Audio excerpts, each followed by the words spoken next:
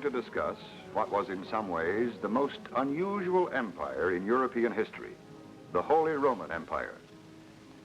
The Holy Roman Empire was built on an idea so powerful that it held together what is now Germany, most of Czechoslovakia, the Netherlands, and northern Italy for centuries. The basic idea of the empire started with this Germanic king, Charlemagne. It was Charlemagne who saved the papacy from the barbarians who threatened Rome. In recognition of Charlemagne's services, the Pope in 800 AD crowned this king Emperor of the West. But when Charlemagne died, his lands were divided. These two areas became the basis of the Holy Roman Empire.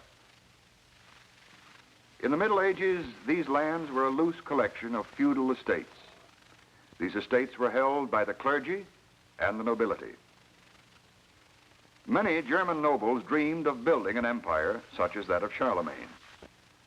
Members of the aristocracy agreed with churchmen that a single idea, Christianity, might bind together an empire. Most Europeans believed that Christianity was the one true religion, and that there was one true people, Christians. Then, might there not be one Christian government? Here in today's Rome, there is a famous mosaic which illustrates the idea of a single Christian government. The mosaic decorates this church. Originally made in the Middle Ages, the mosaic shows St. Peter giving religious authority to a medieval pope and secular authority to Charlemagne. So according to medieval philosophy, there could be a single Christian government with powers shared by the popes and the Germanic kings. This philosophy was the foundation of the Holy Roman Empire. This Christian empire had two rulers: the Pope, who ruled in sacred matters, and the Emperor, or Germanic king, who ruled in secular or governmental matters. One ruler for the church, one ruler for the state. The Holy Roman Empire, created in 962, was a large part of Western Europe. It had two capital cities: Rome, where the spiritual leader, the Pope, was elected and lived, and Aachen, where the secular ruler, the Germanic king, was elected and crowned. These are scenes of present-day Aachen, a city filled with reminders of the Holy Roman Empire. In this cathedral, the coronation ceremonies of a number of Germanic kings took place. Though the interior of this cathedral has changed over the years, it isn't hard to imagine the pomp and splendor of a coronation here. On this throne, the newly crowned emperor received the homage of his knights. After the ceremonies, German kings usually left Aachen for Rome. On his journey, a king may have rested at castles like this one. Let's imagine such a king and his retinue. Here, the king will receive shelter and rehearse his role in the coming coronation ceremonies at Rome. To understand the powers of a Holy Roman Emperor, we look in on a scene that might have taken place in this castle. A German king of the late 900s talks about his coming coronation as emperor. Martin, you were in Rome during the last coronation. Tell us what it will be like. When we arrive, Your Majesty, the streets will be crowded with nobles and commoners, all cheering. All proclaiming their allegiance to us. With the Pope, you will ride to the Church of St. Peter. And in that church, I shall receive the crown. Yes. But first, the Pope will offer you a sword with which to fight the heathen nations. And also an orb and a scepter. To symbolize my power on earth. Next, Your Majesty shall proclaim an oath that you will cherish and defend the Holy Roman Church and the Pope. And then the title of emperor will be mine. There will be other titles, too. head of Christendom, defender and advocate of the Christian church, temporal head of the faithful. Yes, the emperor received many powers, but he did not rule a single people. His subjects included Saxons, Lombards, Bohemians, and many others. On the other hand, the Pope did attempt to rule a single group, the clergy. Throughout the empire, the allegiance of the clergy belonged to the Pope. Abbots and bishops received their titles from the Pope, and the land on which the clergy lived and worked was part of the church. But many church lands were within the boundaries of the empire. So the two rulers tended to divide the empire rather than unify it. For about the first 100 years of its existence, strong emperors were able to control the empire. Then, in the late 11th century, power began to shift. We can best understand this shift of power by imagining another scene in which investitures will be discussed, the naming of men to high positions in the clergy. It was this matter of investitures that caused a break between emperor and pope. This prince is an advisor to the emperor, and this monk, an advisor to the pope.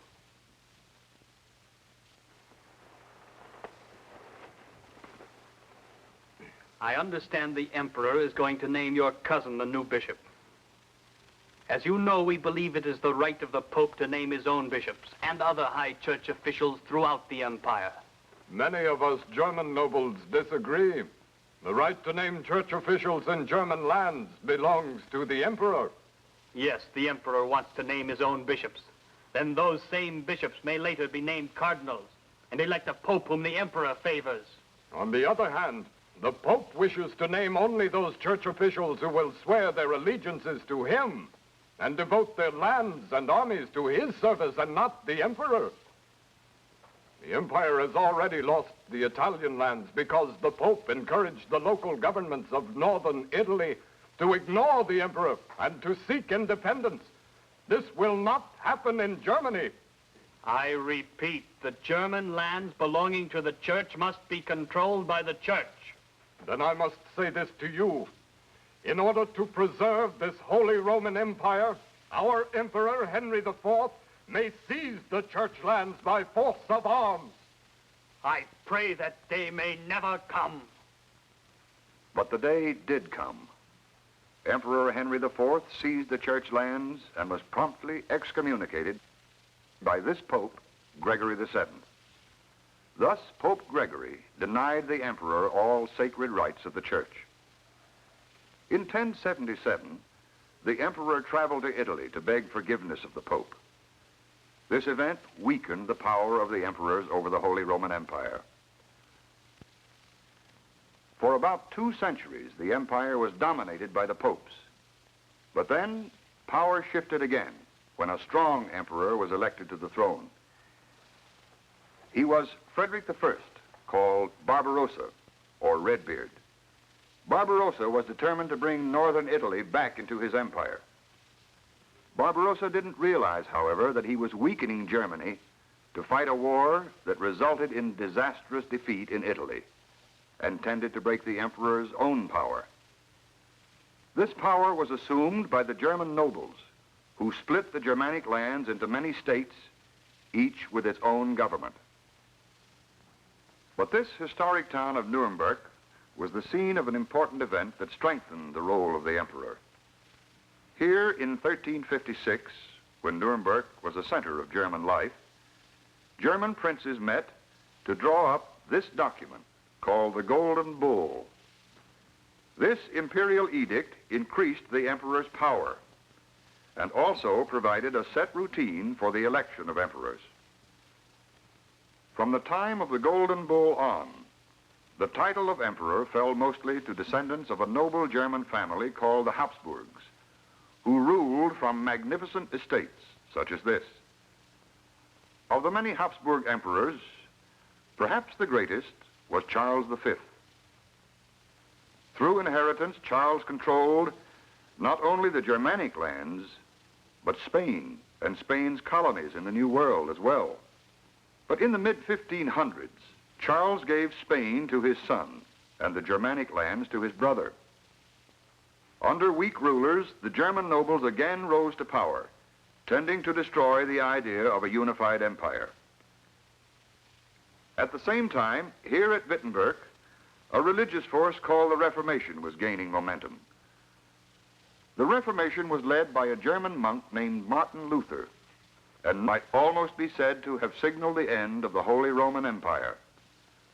For in 1618, estates such as this became the battlegrounds of the 30 Years' War, where noble fought against noble, Catholic against Protestant. For 30 years, the German countryside was laid waste by this war. Let's imagine another conversation to get a better idea of what the 30 Years' War was about. These are peasants who have been in the fighting. Well, at least we have shelter tonight. Even a stable is better than sleeping out in the open. This terrible war. Why do we kill our neighbors, our friends? Because our princes want to be able to choose either the religion of Rome or that of the Protestant reformers. That's true. And then there is the emperor. He is also fighting the Protestant princes. He wants a unified empire with everyone following the Catholic faith. But if he gets these things? Then many of the princes will lose their powers. So they fight to hold on to what they've got. I don't think anyone can really win this war. Neither princes nor emperor. The war is ruining our people. And it ruined the empire, too. The Holy Roman Empire, at the close of the war in 1648, was more than ever dominated by separate princes, and slowly the empire decayed. So powerless was the empire that about 200 years later, it was easily conquered by French troops led by Napoleon.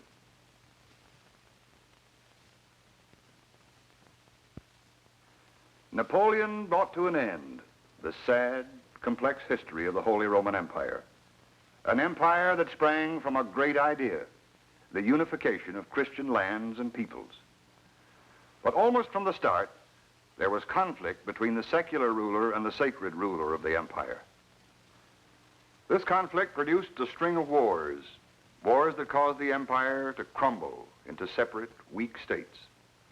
Meanwhile, neighboring countries such as France, Spain, England, developed strong central governments.